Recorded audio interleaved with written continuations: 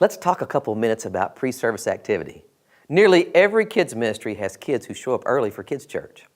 Some have parents who are serving on a ministry team, some were simply dropped off early for church, and others, apparently, they just love to be at church early and they come to visit with their friends. May I suggest to you that you have activities planned for your early arrivals.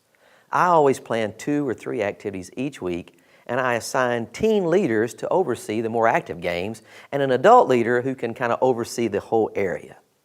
This frees me up to play with kids, to move around the room, to greet parents or kids, and to answer any questions that leaders or parents of kids might have. I like to have one game that is active enough to let some of my boys burn off a little steam before the service starts, and one game that works well for those who enjoy something maybe a little more sedentary. The key here is variety.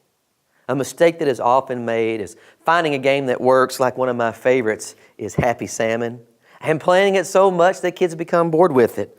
Another great one is Spot It.